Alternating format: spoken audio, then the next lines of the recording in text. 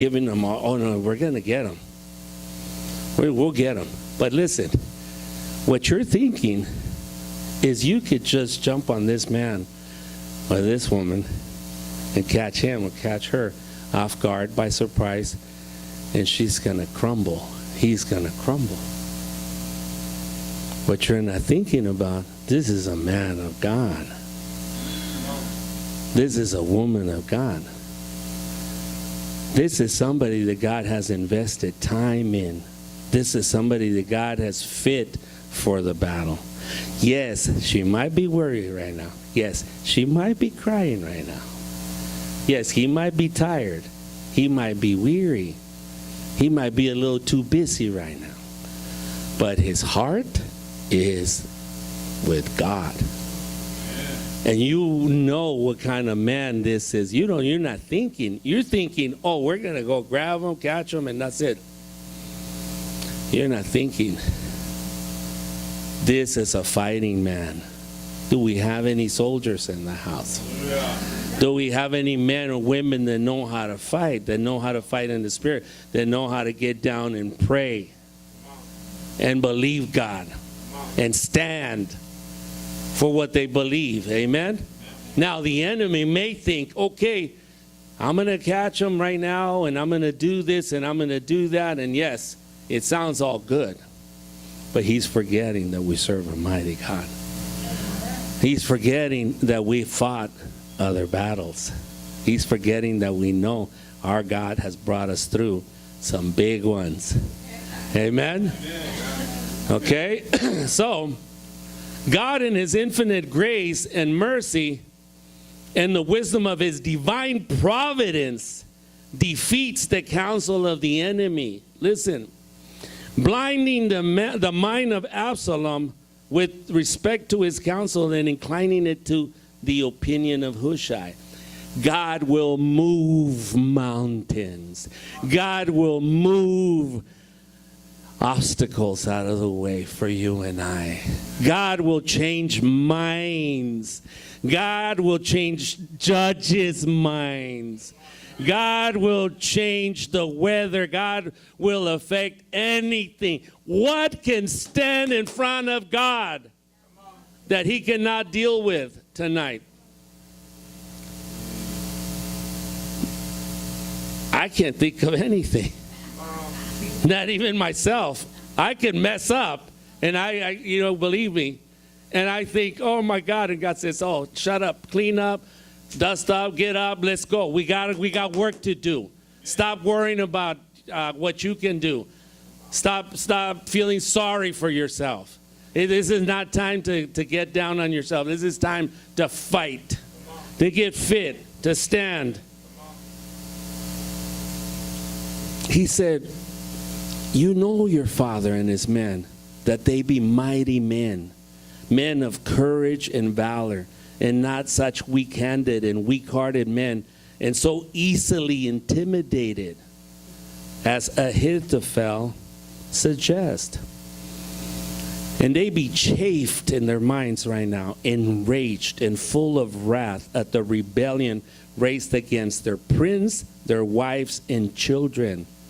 They would fight furiously in the defense of the king and themselves, and not soon to flee, not quick to run.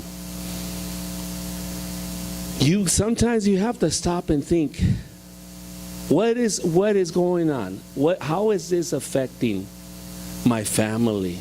It's affecting me emotionally, mentally, spiritually. How is it affecting the church? How is it affecting my kids? How is it affecting my wife? How is it affecting everything around me, my job, everything that I do, the finances, everything? It's affecting you. You need to stop for a moment and kind of get mad not at your wife, not at the job, not at the bills, not at what's going on, not at why is it going on this way. No. Say, you know what? No, I'm not going to stand for this. I'm not going to sit down and take this. Amen? Listen, he said, when David ran, David took his men and said, let's go. You know what that means? that means the men had to turn around and go, Shirley, pack it up. Where? Now, just get the kid, let's go. That's why we got the van. Pack it up, vámonos, let's go. But where are we going? And now you're going in the caves, and you're out there in the forest, and all this stuff and everything. You think that was comfortable? These men were mad. Here we are having to take our family and drag our family. You got to get tired sometimes of dragging your family through all this adversity. I'm having to do this. I'm having to deal with this. Well, then don't. Pray. Stand. Get mad and say, no, I'm not going to lay down for this. I'm not going to take this. This year is my year. I've declared it. We've spoken. God is behind us. We're going to get behind this, and we're going to do it. No matter how it feels, how it looks, no matter how tired I am. I'm a little sick, that's okay. I'm still the man of God that God has called me to be, the woman of God that God has placed the calling upon her life. Amen? He says, right now, they're out there, and you think you could just come on them. You're just going to come up on them. You're just going to jump them and scare them. These guys are like a bear robbed of her cubs. You ever seen a dog? I remember this pit bull had babies, beautiful babies, and we like, oh, you want one? Sure. Which one do you want? As soon as we got close, and there was a big gate and everything, they were just laying there with her. But as soon as we walked up, she turned around and I said, no, you know what? We should leave her alone right now. She was behind the gate, but she looked at me like, oh, just reach in here. Just do me a favor and just reach in here to try to grab one of my puppies to see what I do to you. Huh? That's a seal. Yeah. Amen? You got to have that seal for God, for the things of God, for the church, for the vision, for what you're believing in, for what you're doing here. Brother Lou came in and I was cooking up the things and stuff, and he went up there and he said, is it okay if right here? And I go, is what okay? I turn around, what is he talking about? What does he want to do? Is he going to play the bass or what? And I turn around and you know what he was asking? He was saying, am I going to bother you if I take this corner of the altar, get down and pray? I turned around and said, no, brother, go right ahead. That's somebody I want to fight with. That's somebody I want by my side this year. A praying man, a soldier that knows how to do it. Can I hear you say amen? The devil doesn't worry about you coming to church. But when he sees that kind of attitude, I've seen Brother Lou now lifting his hands during worship. He doesn't need anybody's approval. He doesn't need anybody to think it's cool or not cool. He knows what he's doing now. Can I hear you say amen? Amen. Now the devil sees that and says, nah, that's so, I don't like that now. Now he's getting serious. Huh? Let's wait till he gets tired. Let's wait till he gets a little sick. And we're going to come after him. But that's why God is always in on everything. Amen. Can I hear you say amen? He's always on the lookout. He's always one step ahead. He said, right now as we speak, even now as we speak, he's holed up somewhere. If you read the whole chapter, you'll see how he says, you know what?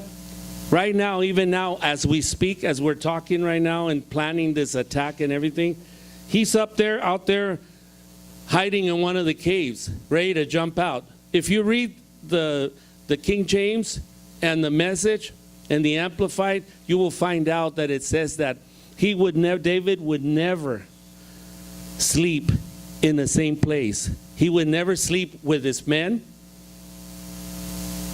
He would go and say, okay, we're camping. Okay, vámonos. Okay, let's get the beans out. Let's get the coffee out. Let's get it going on. And then he would lay down And as they were getting ready to turn out the fire and everything, he would get up and go sleep somewhere else. And the next day he would wake up somewhere else. You know who used to do that? Pancho Villa. When the United States Army said, let's go get him, they could never find him and they could never kill him. And they even said in Houston, they said they wanted to study his brain because he had battle strategies that they wanted to pick his brain on. And Pancho Villa was the same way. He would never wake up in the same place that he went to sleep in because he didn't trust even his closest men.